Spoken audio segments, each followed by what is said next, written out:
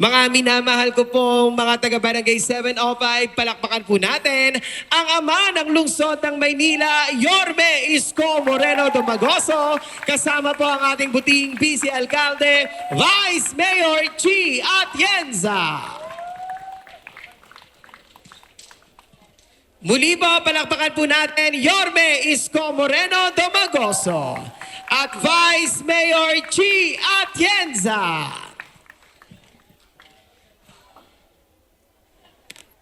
At sa mga pagkakataon pong ito, upang magbigay po ng kaniya pong mensahe, palakpakan po natin ang ating pong napakasipag na kapitbahay dito po sa Distrito 5, ang ating minamahal na Vice Alcalde, Vice Mayor Chi Atienza. Ay, magandang hapon. Kamusta kayo? Oo, naintindihan namin ang hirap na pinagdadaanan nyo ngayon. Pero kung meron mang isang magandang balita, nararamdaman nyo na buhay ang gobyerno dito sa Maynila. Kaya palakpakan natin ang ating napakagaling na alkalde, si Yorme Isko Moreno Dumagoso. At alam naman natin lahat na talagang nakaantabay pag may sunog ang ating Director J. De La Fuente ng MSWD. At alam ko hindi niya kayo pababayaan, tuloy-tuloy habang narito pa kayo. But nevertheless, gusto ko lang malaman ninyo, mahirap man ang nangyari sa inyo, pero naniniwala ako na pinapahintulutan niya ng Panginoon na mangyari sa inyo, pero iniintay niya na kahit na masakit, kayo ay magpasalamat pa rin sa Kanya. Dahil kung sa isang iglap, nawala ang taong-taon niyong pinag-ipunan, naniniwala ko, may babalik niya ng siksik liglig ang nawala sa inyo. Basta magtiwala kayo sa Kanya. Anyway, nandito kami para lang may paramdam sa inyo na may malasakit ang gobyerno at lagi kaming nandito at pagbubutihan namin para sa inyo. Kaya Manila, God first. Kay God kaya natin lahat. Maraming salamat po, Vice Mayor Chi Atienza. At sa mga pagkakataon pong ito, ibibigay ko naman po sa inyo ang ating minamahal na ama ng lungsod ng Maynila. Palakpakan po natin, Yorme Isko Moreno Dumagoso. Thank you. Magandang hapon sa inyo. Una, kami ni Chi at ang inyong mga kusihal, nalulungkot kami. Talagang 5-5 ang sunog yata ngayon sa Maynila. Ang lalaki ng mga sunog. But then again, yan di naman natin ginusto. Ayaw nyo rin yan. Nandyan na yan. We have to move on. Kailangan ipagpasalamat na lang natin sa Diyos. Walang nadisgrasya. Yung pantit bra, mabibili nyo naman ulit yun. Kasi mahirap talaga sunog. Lahat. Lanos. Lahat ng naipundar mo, isang iglap lang. Mawawala. But I'm really grateful. Nagpapasalamat ako. Yung mga kasamahan natin sa gobyerno ngayon, mabilis na rin kumilos. Kaninang maga, talaga naghahagilap ako ng makakaya ng lungsod. Hindi naman kaila sa inyo na tukod tayo sa gastusin. Pero magkaganon pa man, ang gusto ko maibsan nyo kagad yung kinakaharap nyong suliranin. Gusto ko makabalik kayo kagad, bukas ang maga, makabili kayo ng yero kagad, 2x2, plywood, o anumang bagay na at least makabawas man lang sa gastusin ninyo. Kaya naayos naman, mabibilis din tong ating mga nasa city treasurer, nakabuelta kagad tayo. Bali dito, bali doon. Kaya nakakanda bali-bali na buto ko. But yung hirap na yon, yung proseso ng gobyerno, hindi yun pwede kumpara sa hirap na dinaranas nyo ngayon. Gusto ko lang laging mabilis umaksyon ng gobyerno para maiparamdam sa tao na sa oras ng pangangailangan niya, pag matutumba na siya, may pader siyang masasandalan, ang pamahalang lungsod ng Maynila.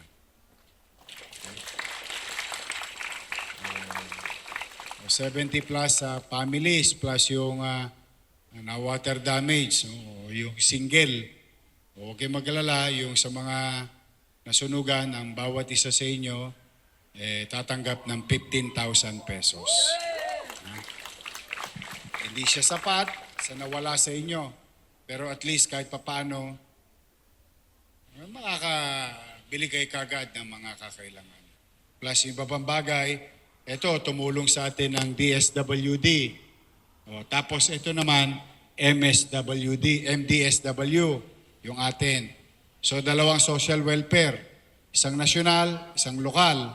Ayan mga masisipag natin na sila J. De La Puente, ang ating direktor, at 10 ng mga kasamahan niya sa social welfare. Yan ang laging puyat. Laging talagang sila yung unang rumiresponde para kahit papaano maramdaman ng tao na may gobyerno sa lungsod ng Maynila.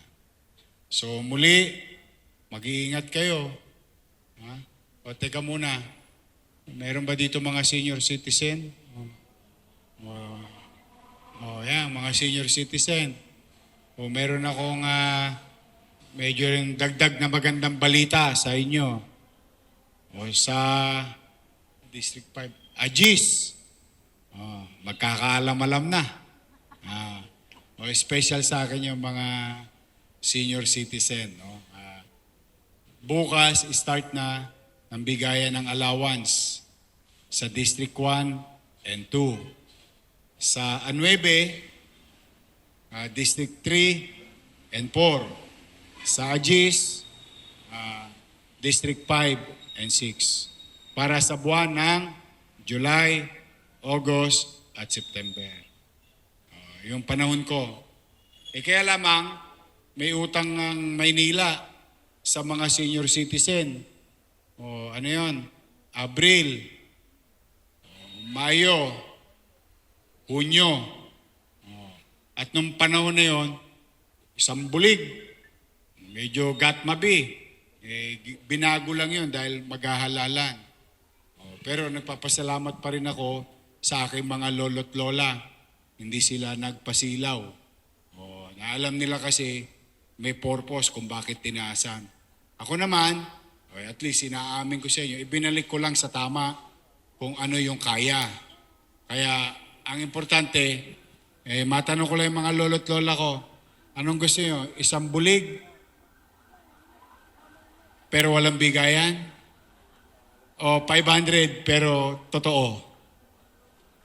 Doon na lang muna tayo sa 500. Pero kung manatag kayo, basta naka-recover, nabalik ko na yung cake. O yung insure. O ngayon, allowance. O tas allowance ulit sa Disyembre. Kasi ano naman yon? Oktubre, Nobyembre, Disyembre. O plus, may regalo pa kayo sa akin. Bukod sa regalo ko sa pangkalahatan, sa bawat pamilya, yung ginagawa ko nung mayor ako, di ba, yung every Christmas, lahat ng pamilya. On top of that, meron pa yung aking mga lolo't lola, mga senior citizen. May extra pa kayo sa akin sa Pasko. Sa pumanatag kayo, kahit na hirap pang lungsod, sa hinango kong gobyerno, iraraos natin. May tatawid na. Kanina, napirmahan ko na yung sa teacher. Ang utang din ng nakaraan doon, Abril, Mayo, Hunyo, tapos panahon ko. Ang daming Pero at least nabawasan ko na isang buwan. Tapos kanina rin, sa PLM, na-release na rin natin yung 58 million para sa PLM. Pero 5 quarter yun. Di magkano yun? 250 plus million. Pero nabawasan ko na. Bigay ko na yung 58 million. Ibig sabihin, kaya ko lang ikinukwento sa inyo, kayo rin naman may kinakaharap ngayon. Pero ginawa ang Diyos eh. Makakatawid tayo. Makakaraos tayo. Life must go on. We must continue way forward. Tama ba? May pag-asa ba? O, yun ang importante. Let us not lose hope. Andiyan mga kusyal ninyo, sisipag ng mga yan. Si Hiso, si Borromeo, yung ate majority floor leader, Monyo Pangco. Tapos yung vice mayor nyo, may asim pa. Mga chairman ninyo, sila talaga aligaga. Nagsasabi sa City Hall kung ano may totoo. Sinasabi ko naman, basta pumanatag kayo. Kung hindi lang weekend, within the day, pagka may gobyerno, kinahapunan o kinagabihan, iaari ako kagad. Kaya katulad ngayon, talagang pinilit namin, wag matapos tong oras ng gobyerno na hindi kayo malingon ng inyong pamahalang gusto. So muli, let us not lose hope. God will provide. Nakakaraos din tayo. Naniniwala naman kayo doon, no?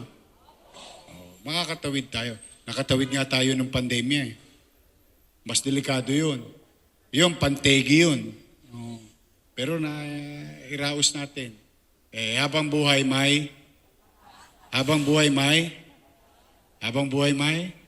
naalala ko yung pare eh. No? Habang buhay may pag-asa. O yan, nakangiti na kayo. O masaya na ako, napangiti kayo ng kaunti. Ha? O tuloy na tayo, mag-iingat kayo, at basta pumanatag kayo. Magbubuti ako. Pipilitin kong maging mainam at episyente sa paggasta. Hindi tayo gagasta ng walang kapararakan. We will make sure yung obligasyon natin at yung obligasyon ng nakaraan, kikilalanin ko at gagawin kong Bombay. Huhulog-hulugan ko yan. Bago natin malaman, tapos na ang lahat. Tabla-tabla na. Babangon na tayo muli. Ha? Mag-ingat kayo. I love you. Pagpalain nawa kayo ng Pong May Kapal. Manila! God first. Thank you.